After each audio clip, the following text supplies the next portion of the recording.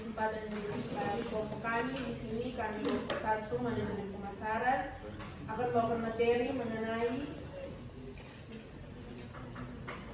pengembangan produk dan daur hidup produk. Bagi pemateri yang pertama, silakan. Yang pertama, arti pengembangan produk dan daur hidup produk. Pengembangan produk merupakan strategi dan proses yang dilakukan oleh suatu perusahaan dalam mengembangkan produk, memperbaiki produk lama atau memperbanyak penggunaan produk ke segmen pasar yang ada dengan asumsi pelanggan menginginkan unsur-unsur baru mengenai suatu produk. Kemudian daur hidup produk merupakan siklus yang pasti akan terjadi dalam suatu produk. Menurut Adelson dan Setham, pengertian daur hidup produk adalah konsep yang menggambarkan rangkaian tahapan dari suatu produk hingga layak dipasarkan dan dikonsumsi halayak umum. 2. Tantangan yang akan dihadapi dalam pengembangan produk. Tantangan yang menjadi penghambat dalam pengembangan produk yaitu 1. Kualitas gagasan pengembangan produk masih kurang baik. Yang kedua, mahalnya biaya proses pengembangan produk. Masalah ini mencakup biaya penelitian dan pengembangan serta biaya pemasaran yang mahal.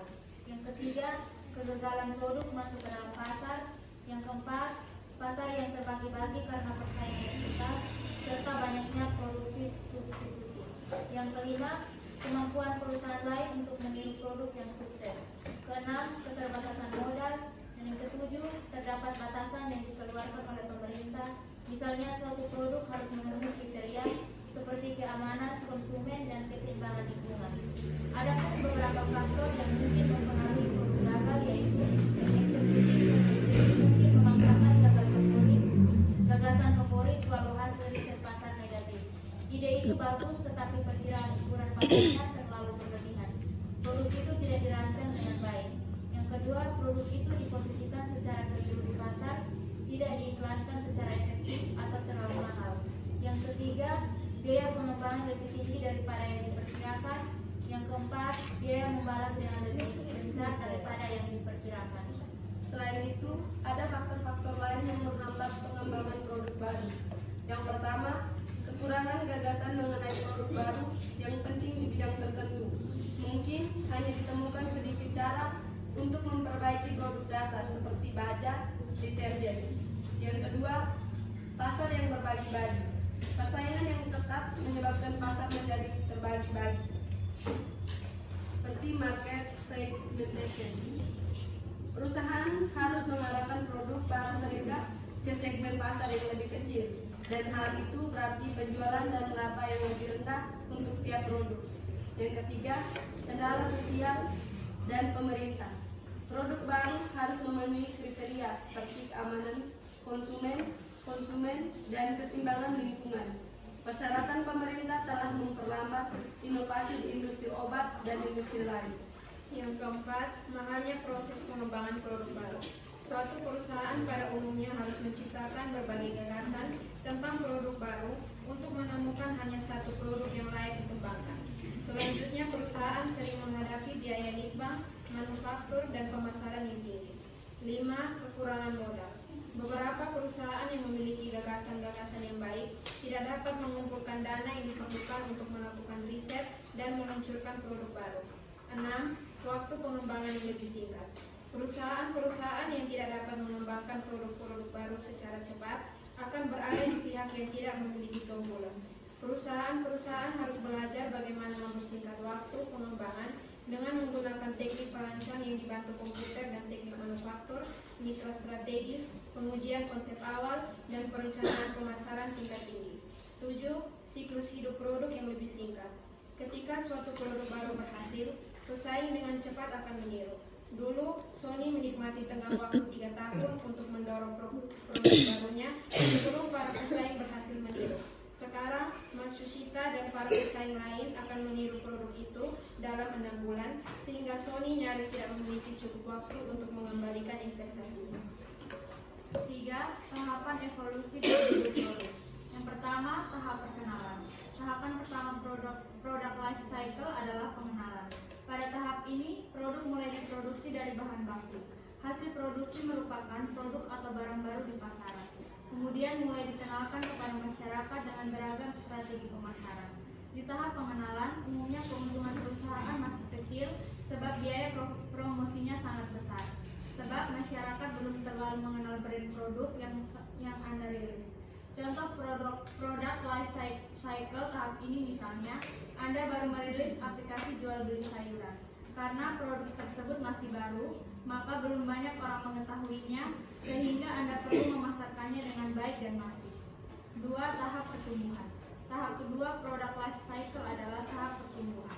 Siklus ini akan menunjukkan apakah produk dapat dikembangkan atau justru tidak diterima oleh masyarakat.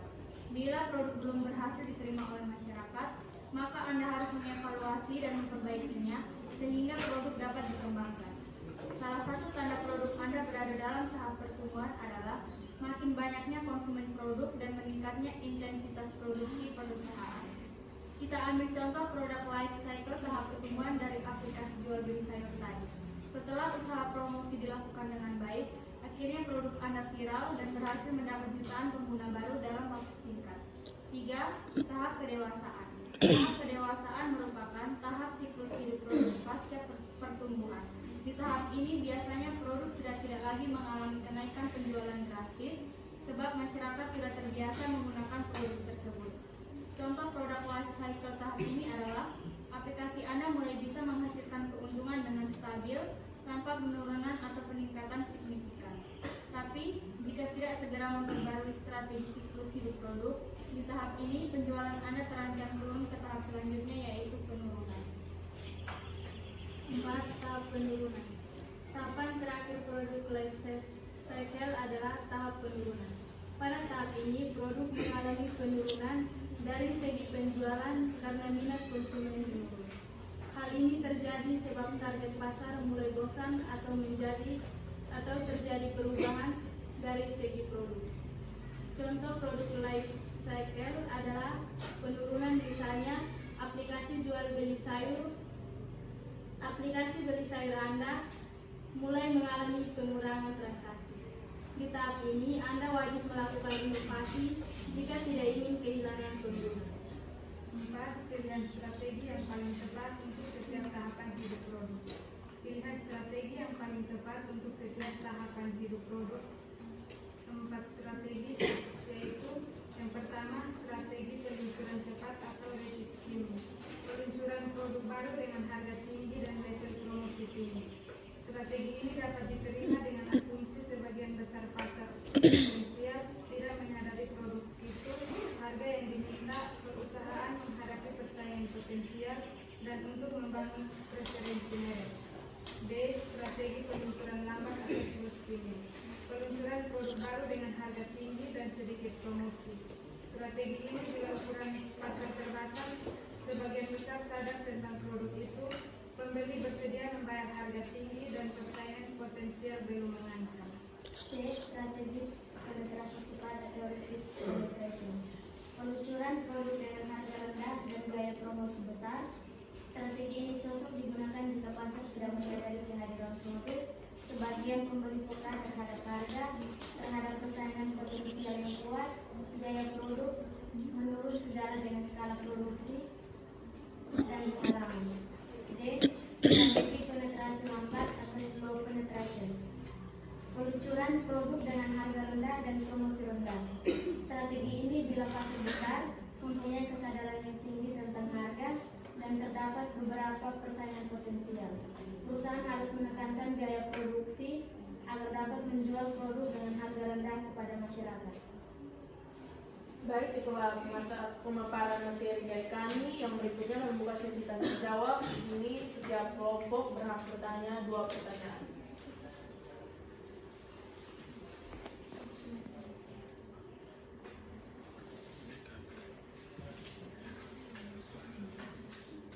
Baik, untuk teman-teman yang belum mengerti, silakan bertanya. Ada pertanyaan. Info, silakan.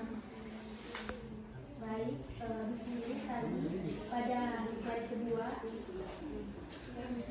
tantangan yang akan dihadapi dalam pengembangan produk salah satunya adalah kegagalan produk masuk ke dalam pasar. Pertanyaan saya, jika teman-teman sebagai pelaku bisnis dari produk ini teman-teman daur ulang tapi tidak masuk ke dalam pasar, strategi atau solusi apa yang teman-teman lakukan sehingga produk ini bisa masuk ke dalam pasar? Pak, persilakan. Baik, terima kasih atas kesempatan yang diberikan kepada saya. Saya atas nama kelompok 2 mau bertanya. Pada slide 5, ada beberapa faktor yang mungkin mempengaruhi produk gagal. Yang pertama, eksekutif level tinggi mungkin memaksakan gagasan favorit walau hasil riset pasar negatif. Yang menjadi pertanyaan saya, faktor apa yang menyebabkan suatu hasil riset pasar negatif dan bagaimana cara mengatasinya? Baik, untuk teman Kristi, persilakan. Baik, terima kasih atas waktu dan kesempatan yang diberikan kepada saya. Saya mewakili kelompok 4 ingin bertanya. Pada slide yang kedua itu ada tantangan yang akan dihadapi dalam pengembangan produk. Pertanyaan saya, bagaimana cara untuk mengatasi tantangan yang ada yang untuk dihadapi dalam pengembangan produk? Terima kasih. Kesempatan yang diberikan kepada saya mewakili kelompok 4. Di sini saya mau bertanya pada slide 10. Kamu 3 aja.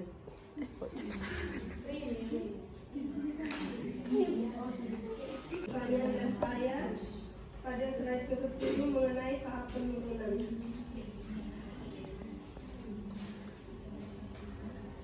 Dalam tahap penurunan, inovasi apa yang teman-teman lakukan agar tidak kehilangan pengguna atau pelanggan? Terima kasih.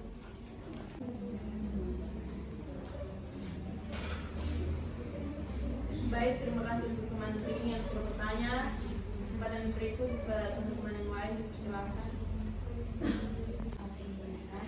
Di sini saya mau bertanya, bagaimana cara sebuah perusahaan mengatasi mahalnya biaya proses pengembangan produk?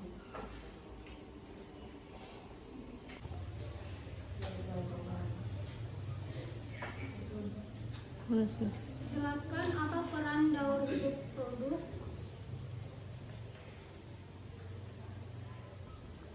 dalam pengembangan strategi pemasaran.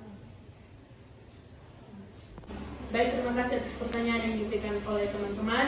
Di sini saya akan baca ulang kembali pertanyaan yang sudah diberikan. Yang pertama dari teman Ivon dari kelompok 2, strategi atau solusi apa yang dilakukan sehingga produk bisa masuk ke pasar? Yang kedua dari teman Mita, mewakili dari kelompok 2, faktor apa yang menyebabkan suatu hasil riset pasar negatif dan bagaimana cara mengatasinya? Yang ketiga dari teman Hesti, untuk mewakili kelompok 4, pertanyaannya bagaimana cara mengatasi tantangan yang dihadapi dalam pengembangan produk? Yang keempat dari teman Rini, mewakili kelompok 3, inovasi apa yang dilakukan agar tidak kehilangan pengguna atau pelanggan? Yang kelima dari teman Lia, mewakili kelompok 3, bagaimana cara sebuah perusahaan mengatasi mahalnya biaya proses pengembangan produk? Dan pertanyaan yang terakhir yang keenam dari teman Mona, jelaskan apa peran daur hidup produk dalam pengembangan strategi pemasaran. Baik, di sini saya akan persilakan waktu dan kesempatan untuk teman yang akan menjawab pertanyaan tersebut. Untuk yang pertama dari teman Ivon, silakan.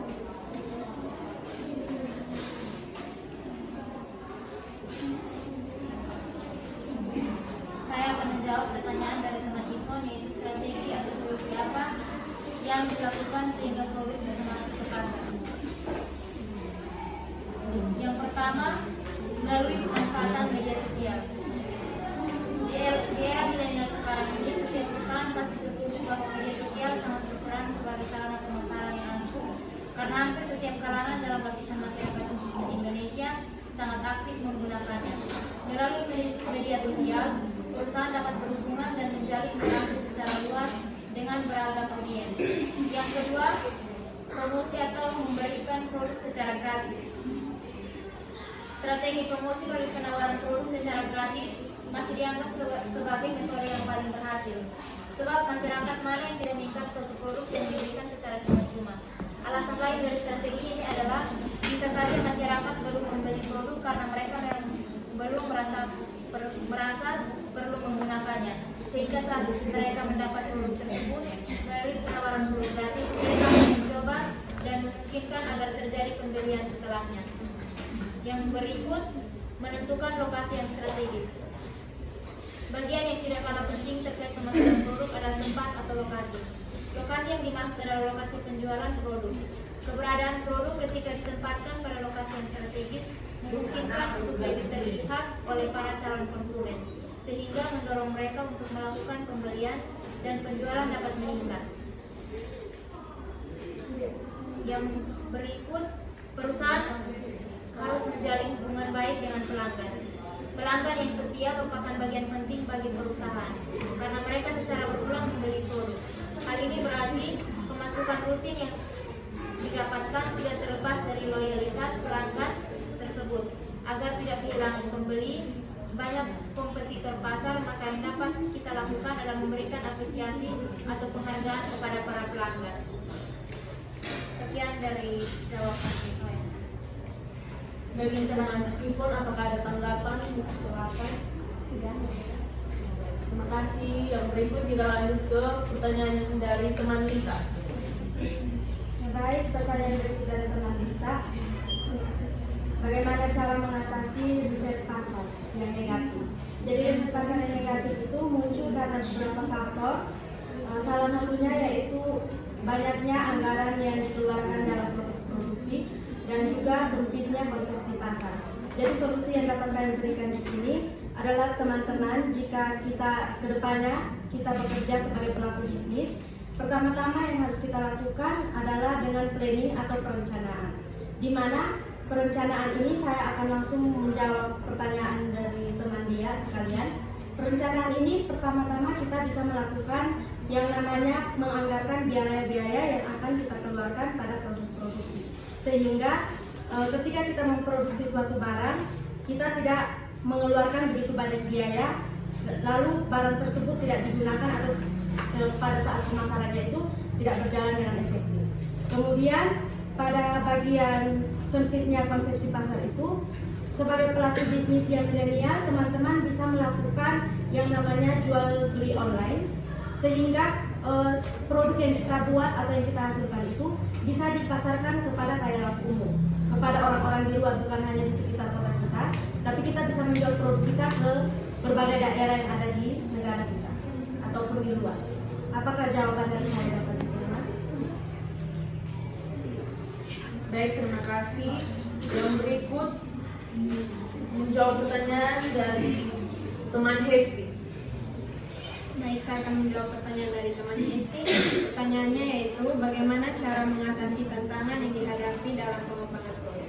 Cara kita mengatasi tantangan tersebut yaitu dengan melakukan strategi pengembangan produk yang tepat agar produk tersebut bisa terus relevan dengan berbagai persoalan yang dihadapi masyarakat. Lalu dalam mengembangkan produk, kita tidak bisa hanya sekedar mengandalkan asumsi, tetapi harus melakukan riset pasar untuk memahami apa masalah yang dihadapi masyarakat dan mulai mencari solusi untuk mengatasi permasalahan tersebut. Apakah pertanyaan saya bisa diterima? Bisa. Baik, terima kasih. Yang berikut menjawab pertanyaan dari teman Rini. Baik, saya akan menjawab dari pertanyaan dari teman Rini.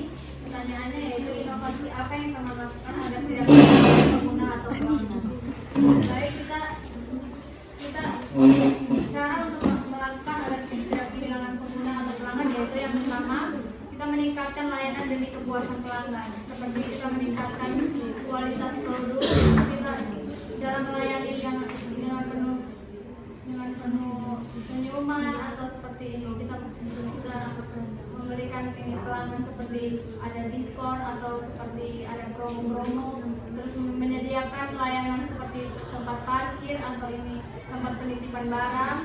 Terus kemudian yang kedua yaitu penawaran di waktu yang tepat, seperti awal bulan, contohnya di Alfamart itu mereka akan menyediakan promo-promo seperti ini, beli 1 gratis 1 atau beli 2 gratis 1. Kemudian menghilangkan potensi pelayanan yang tidak imbang.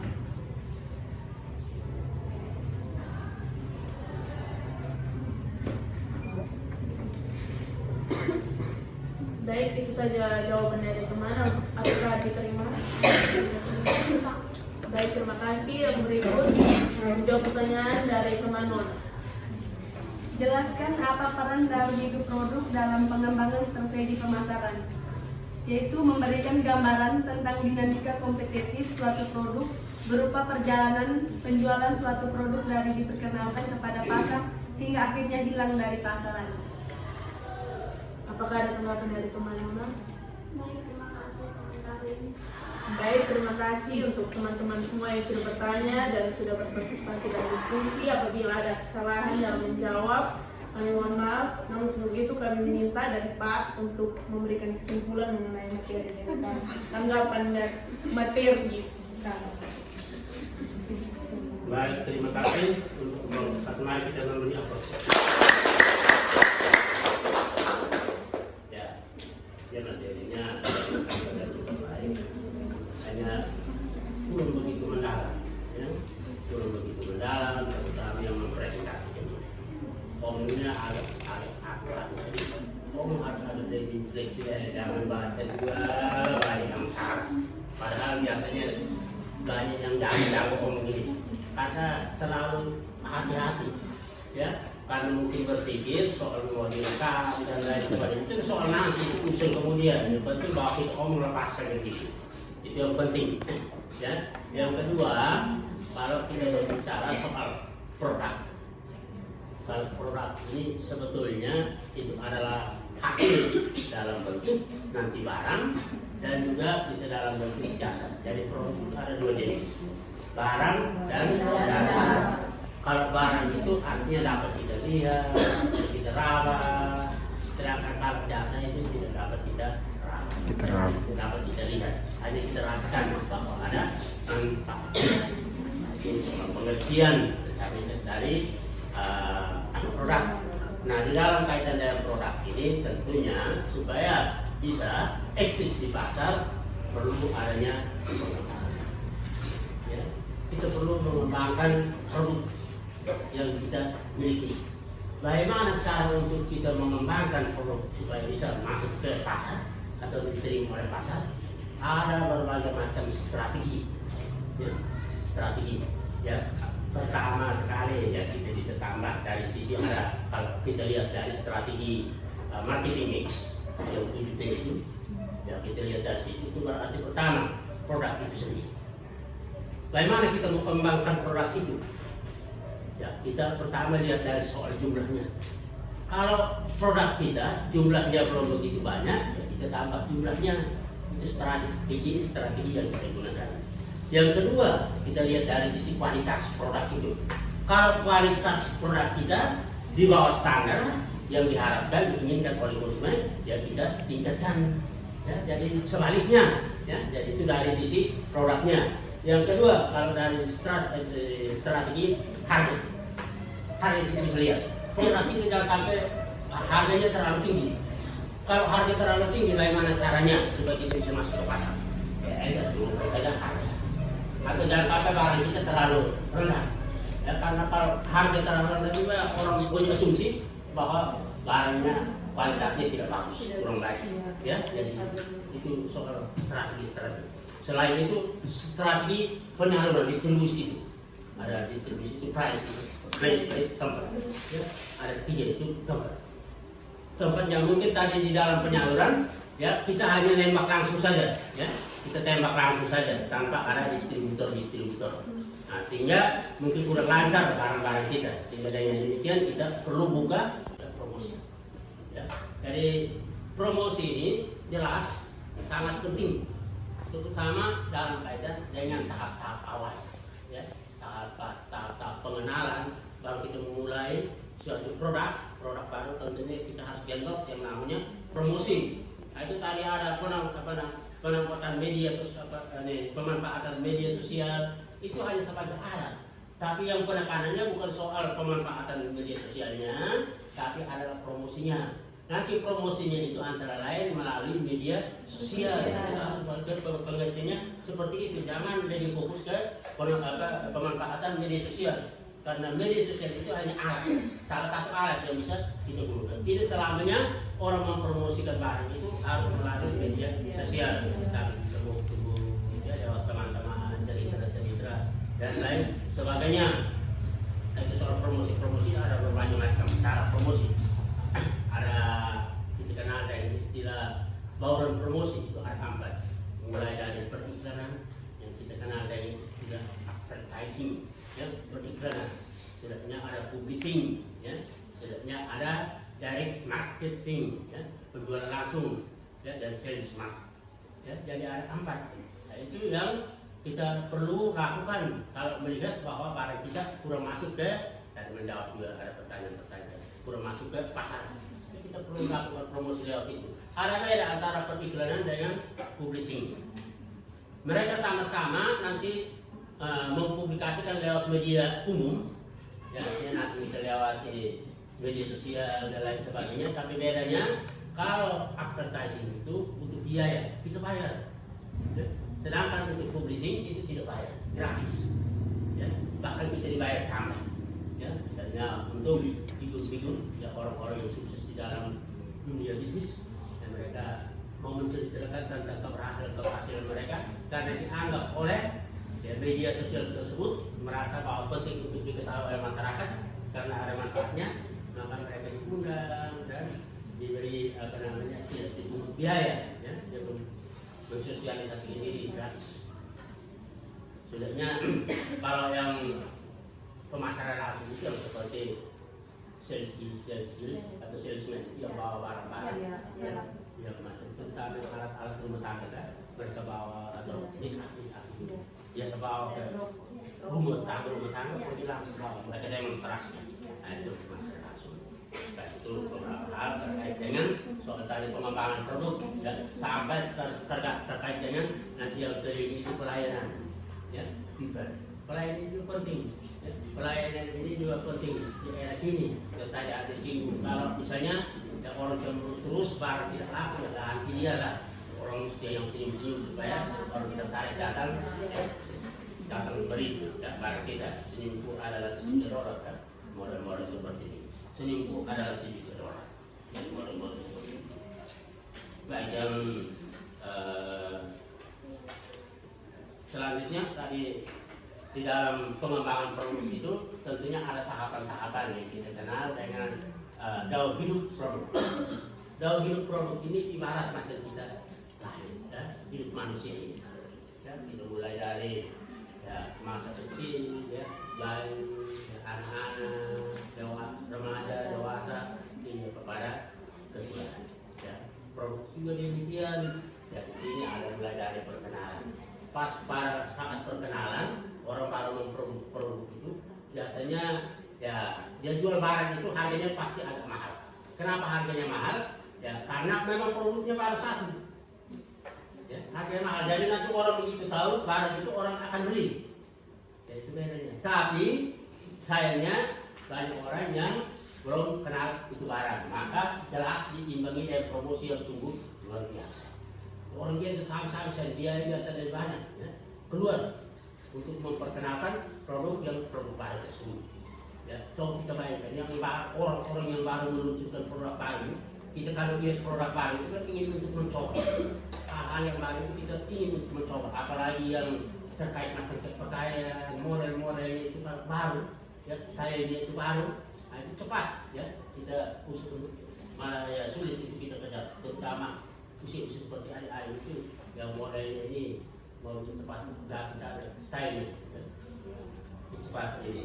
Sebenarnya yang setelah tahap perkenalan, kalau sudah dikenal, dia mulai akan tumbuh.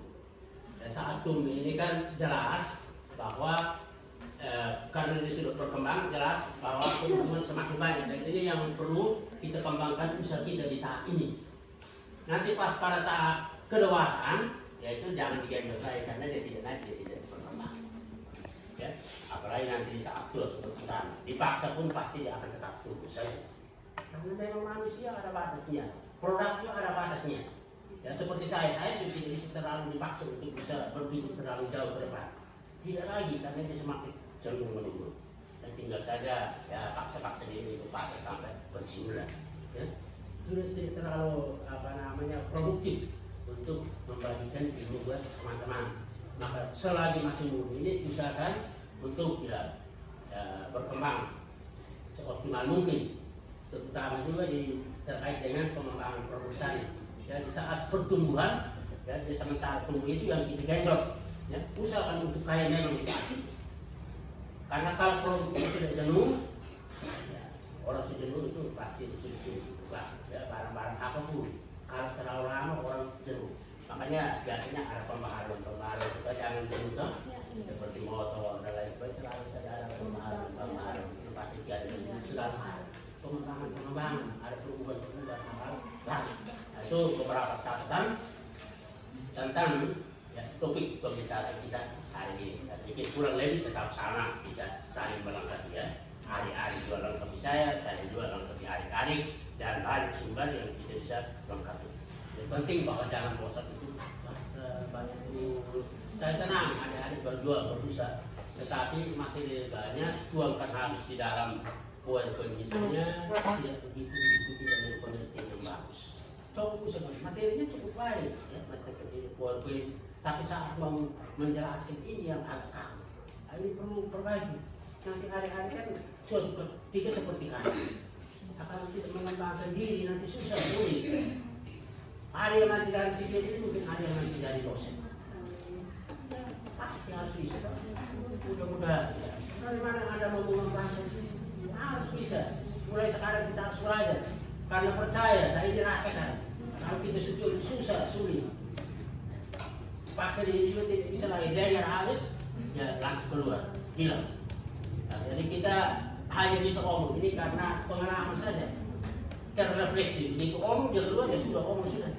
Tapi mau ya masa ikan atau mau belajar baru sulit. Apalagi IT. Jadi hari ketunjuk saya kalau dia ketunjuk harus mana? Kebantar lupa lagi. Besok terus tunjuk lagi terus. Absen saya harus diulang itu. Nah itu saya cerita untuk adik-adik sebagai motivasi. Ya. Jadi harus terus duduk ya. Dan itu jadi itu saja. Ini karena saya cerita ini juga ada kaitannya dengan pengembangan produk. Ya, kita juga kaitannya pengembangan diri untuk adik-adik. Supaya siap eksis ke depan. Ya. Ada beberapa hal yang dapat saya sampaikan. Selanjutnya saya kembalikan kepada Ibu Moderator. Silakan. Baik, terima kasih Bapak dosen yang sudah menyampaikan beberapa penjelasan mengenai materi kami. Yang berikut kami akan memaparkan kesimpulan mengenai materi dari kami. Untuk teman Helmi dipersilakan.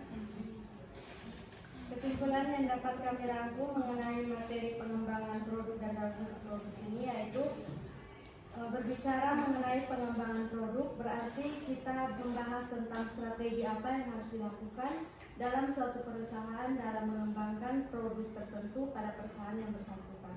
Sedangkan ketika kita membahas mengenai daur hidup produk berarti kita membahas mengenai siklus atau tahapan-tahapan apa saja yang akan terjadi dalam suatu perusahaan, dalam sebuah produk atau suatu produk.